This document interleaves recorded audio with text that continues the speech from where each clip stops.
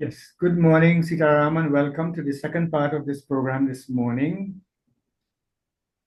We have been speaking about alcoholism and drug addiction, especially among the East Indian community in Trinidad and Tobago.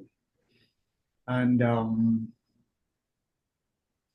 I have been, as I mentioned in the first part, I have always been concerned, why is it East Indians were drinking so much? To the extent, a lot of people have also from time to time ask me, why is it, even our performers, our singers, our chutney singers, our popular singers seem to, at most of the competitions, you would hear compositions that seem to be justifying the use of alcohol. You know, I have been paying attention to this growing up in this society and looking as a social scientist myself, trained in that discipline, how societies use the media and use the culture and use the art to express popular thoughts. I remember even as a teenager, the song, If Loving You Is Wrong, I Don't Want to Be Right, which seemed to be an attempt to justify infidelity. And and if we use that same thinking when we look at, Rum Till I Die and all these songs about, rum in the morning, rum in the evening, and even mixing it with religious uh, songs and so on, Jai Jai Shiv Shankar and so on. You all know the song I'm talking about. I don't mean to cast aspersions, but to my mind, these are all the society's symptoms of a society that is seeking, knowing full well the stigma associated with drinking and alcohol and alcohol use seems to me to be an attempt to justify it. And the fact that these songs seem to sell, there's a demand out there and they gain popularity more than all the other kind of we have all genres of singing in Trinidad and Tobago, the classicals, the bhajans, and the film songs and all of that. But these seems to be, especially among the younger people. And it takes me back to one of the indicators I have suggested from time to time, when I was looking at indicators that can tell a parent, whether the child is tending to drug use. And one of these powerful suggestions there is that, it is important that parents have that conversation with their children, to get their thinking. What are their thoughts about alcohol use, drug use, addiction, and all of that? And if you find that your child is trying to justify, as I've had, even in my practice here, I've had young people who were brought by their parents. And every time I speak about it, I remember a particular case from Tenafuna, this young man who was at university, but who had become addicted to marijuana. And I must say that he did every little bit of research he could find to justify its use. And we would sit down and have a very, very, very, very useful exchange. I don't mind sitting with young people or audiences that challenge me, because I remember going to do a lecture at the Devi Hindu School, which houses a Sunday morning worship. I was invited by the Pandit there to speak to the group on alcoholism and drug addiction. And there was a young man in the audience who obviously was using marijuana. And he said his guru used to use the marijuana and he didn't see anything wrong with it. And spoke about when he used it, he could see things in such a deeper perspective, and he thought it had spiritual connotations. It was a doorway to understanding things better and all of that. And I welcome these discussions. And some people cited the sadhus in India and all of that. But I'll tell you, addiction is a disease and it is so powerful that the person who's actually using it, they literally believe, like I did. And that is why I understand this, because when I was using drugs, I, I too would bring these strong arguments. So that again, coming back to the point I'm making is a society that is just trying, attempting to justify their morally, I would say, questionable behavior in song and in art and in culture and in drama and all of that is saying something. It is saying, it is making a loud pronouncement on what is happening in that society. What is the general consensus of opinion? And the those who think they are they moving away from the norm, they seem to always try to persuade the larger group to see their way of thinking. And a clear example that happened in this country not too long ago, when we had all of these um, public meetings on the decriminalization of marijuana. And I attended some of them, and I could hear people, who had vested interests in profiting by the sale of marijuana, and who had the ears of the media, putting out editorials and putting out all kind of justifications. And as I say that, the media has a very, very important role, as we are seeing in the world today, where a lot of the obvious wrongdoing is that the media is either playing down one side, exaggerating another side, and seeking to justify, so that the general public, what we know and our opinion is formed and cultivated by what we hear and see in the media. And not many people are willing enough to rock the boat or question, the authenticity of the news that they're reading and so on. So coming back to it, we have seen in Trinidad and Tobago, in spite of programs like this, and in spite of all that I have been doing and saying in the program, and all the work that the National Council on Alcoholism is doing, and the Alcoholics Anonymous, we have the highest proliferation of AA groups per capita in the world than any other country. And in spite of that, we still have a high incidence. So let me just cite some examples here. In Trinidad and Tobago,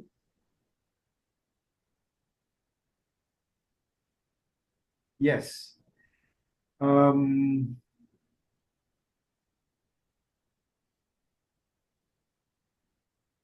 in 2016, as of 2016, it was estimated that 6.7% of the population age 15 and above were diagnosed with alcohol use disorder, with 9.9% of men and 3.7% of women affected. Now, the per capita consumption of alcohol in Trinidad and Tobago is approximately 6.3 liters of pure alcohol per year per person. And Trinidad and Tobago has one of the highest rates of heavy episodic drinking, HED it's called, in the Americas. I want you to listen, to think on this for a minute.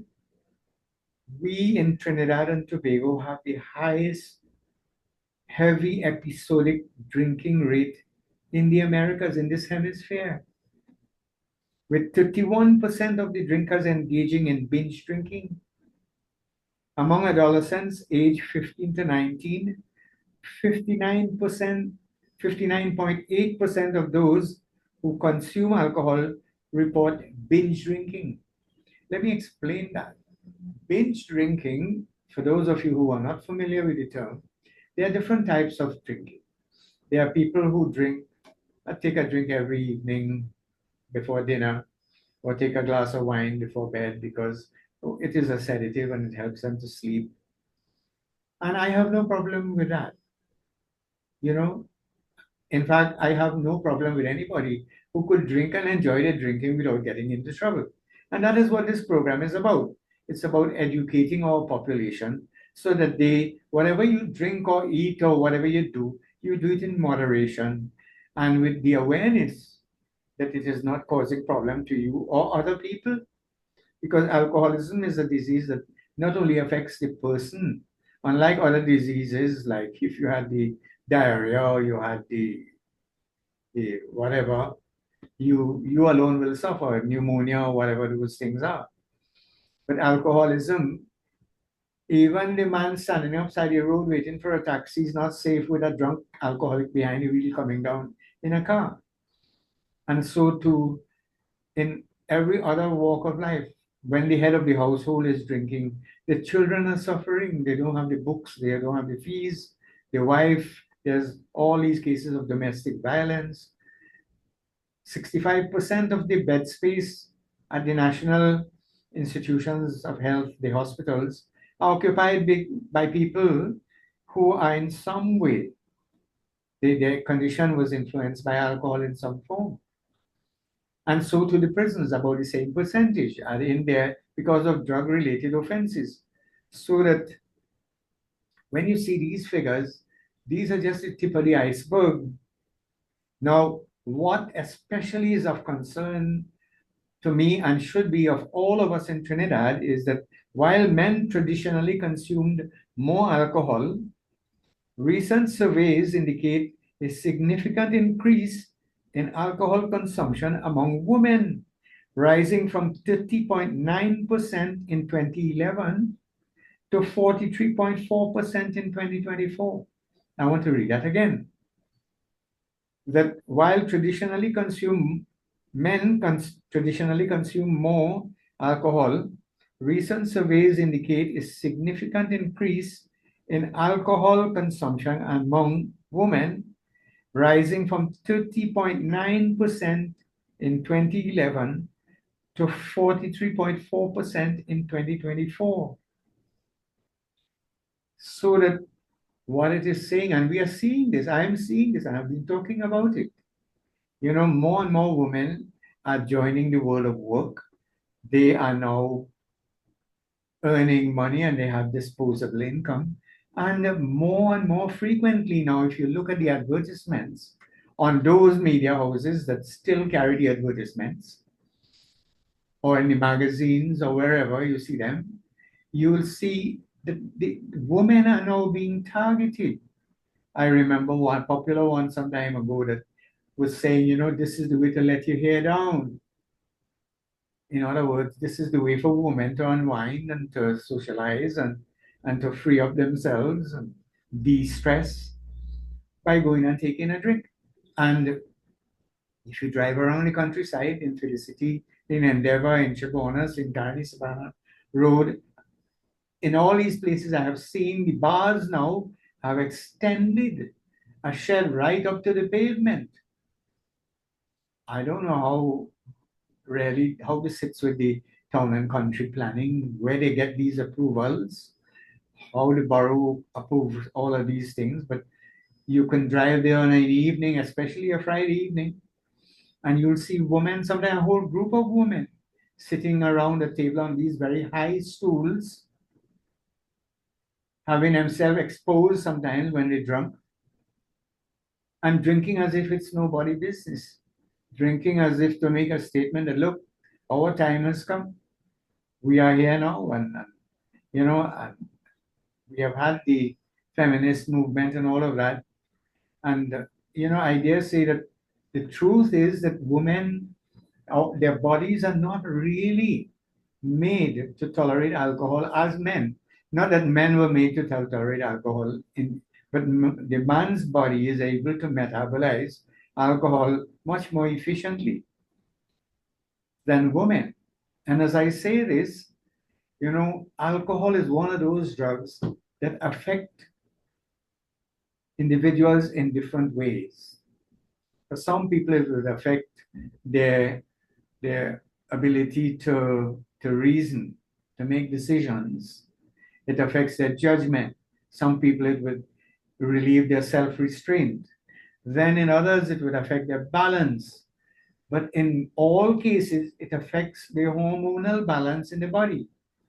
And I have been working in the field of substance abuse for more than 40 years now. And I can tell you that you see men and women who have been chronic alcohol users and abusers, their body starts changing. You know, when I made this observation to a person recently, it was like, oh, they never thought about it. But when they really went back, and if you look at men who drink alcohol, who are now addicted, who are alcoholics, and who have reached advanced level stages of alcoholism, you'll notice their shoulders become very wasted.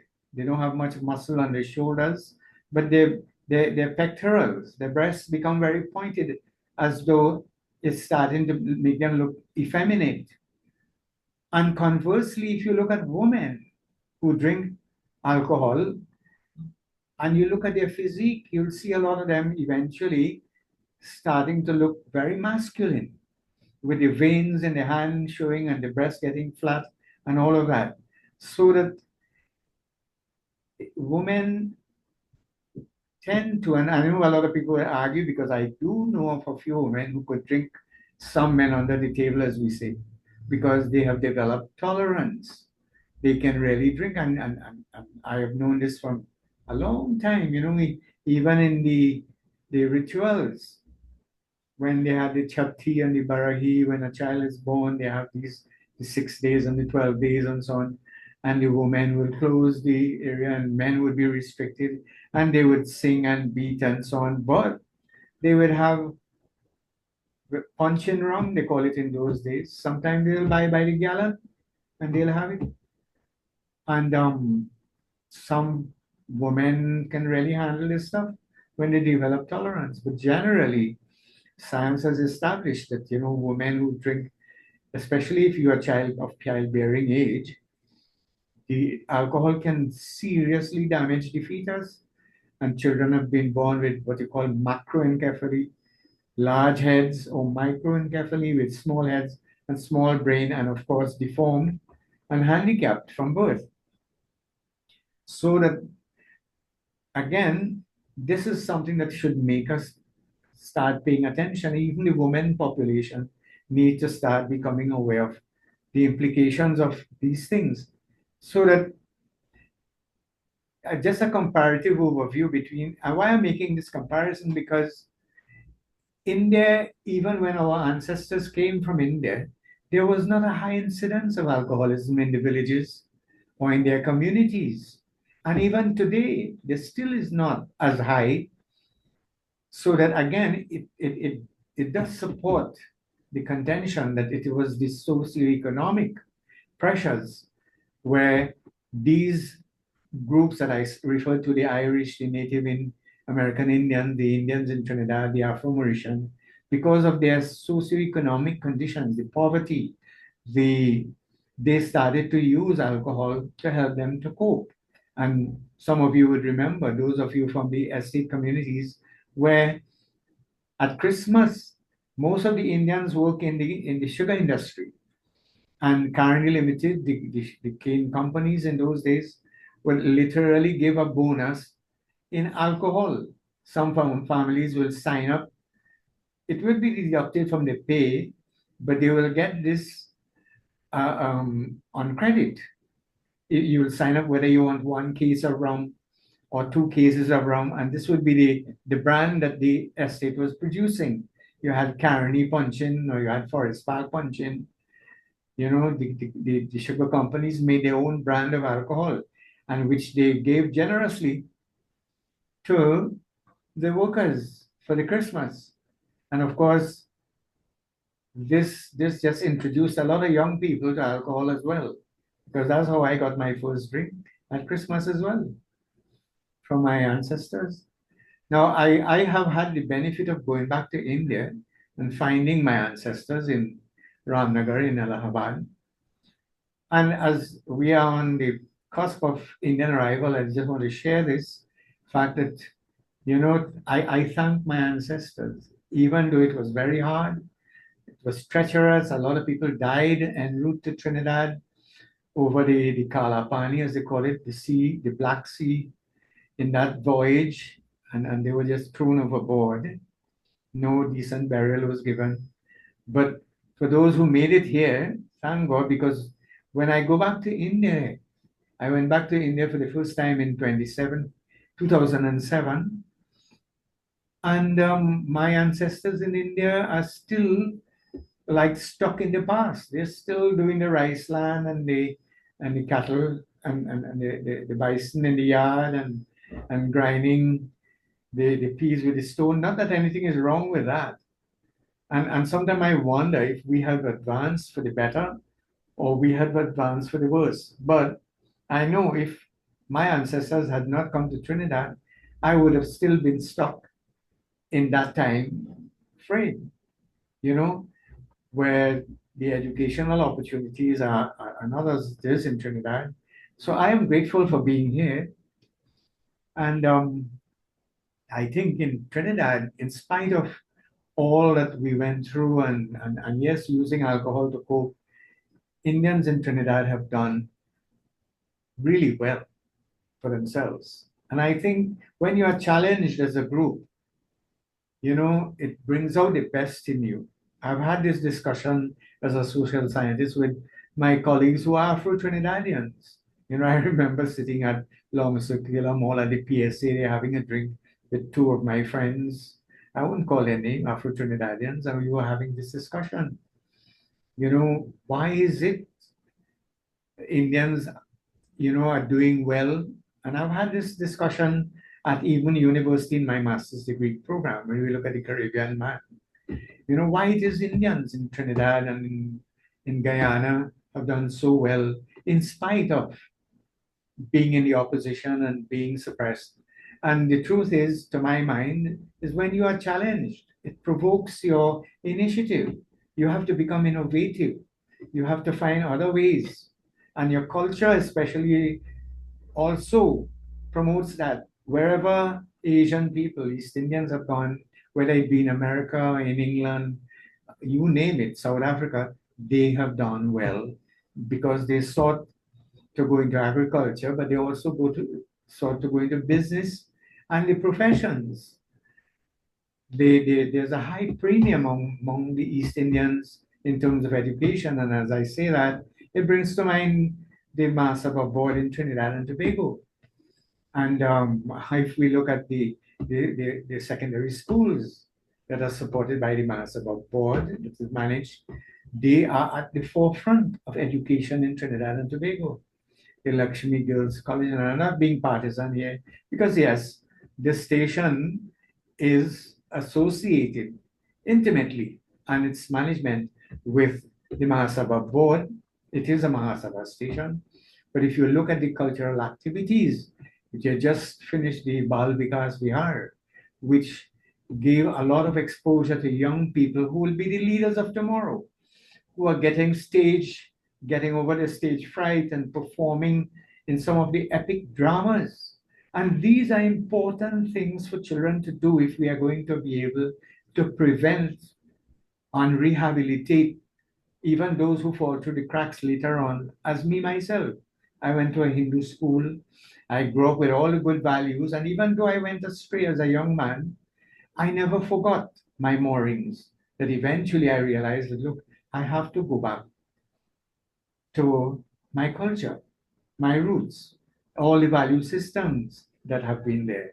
So as we celebrate Indian arrival in Trinidad and Tobago, I hope that our leaders in this society, we recognize this. And I know the National Council of Indian Culture is hosting a conference this weekend of participants from all over the world who are presenting papers on the conditions in various diaspora countries. And it will be interesting. It's open to the public, and anyone wishing to attend, they can register and attend. So, but coming back, alcoholism still continues to be a sore thumb, as it were, among the East Indian community. And it has continued. While it is 4.6% in India, it is 9%, it is much higher in Trinidad, it's 9% in Trinidad of the population. And I want to say, as a blanket statement, that these figures, having been a researcher in the field of alcoholism and drug addiction, when you go to any public institution, what you see is really the tip of the iceberg. Because when a person go gets drunk, fall in a drain, break their arm, they go to the hospital, they are diagnosed for a broken arm, not for alcoholism. So the statistics do not really show the true figures for alcoholism and drug addiction. So these figures, if you take them from treatment facilities and so on, are only going to show a minuscule amount of the alcohol use and consumption. So that, I know when we're having a discussion like this, we're always running out of time, but I also want to reiterate that those of you who have questions or comments, you can do so on the YouTube channel, on Facebook. But as we go ahead and celebrate our Indian Arrival Day celebrations this weekend, I hope that we are mindful of where we have come as a people, and especially to look at those areas within our communities that we need to address, especially when it comes to alcoholism and drug addiction. It is critical that we continue to introduce our young people, educate them so that they make choices. And I want to offer these programs, log into it on YouTube and sit with your family and look at any one of them and allow it to become the basis of a discussion. Whether your children agree with what I'm saying, and if they don't, we could have I have also thrown out the invitation to any group or groups, whether it be temple, church, mosque, would like me to come and do a lecture with their audiences. I am always willing to do that. I look forward to those things. So again, I want to thank all of you who have been listening to the program, and some of you who sent me little notes while the program was on. And to let you know, this program will be on again every Thursday from 9 o'clock, 9 a.m. in the morning, and is usually repeated at 10 p.m. in the night. So thank you for those of you who have been listening, and have a enjoyable weekend this weekend. I know it's going to be rainy, but try and walk with your umbrella and enjoy yourself. And thank you for listening to the program.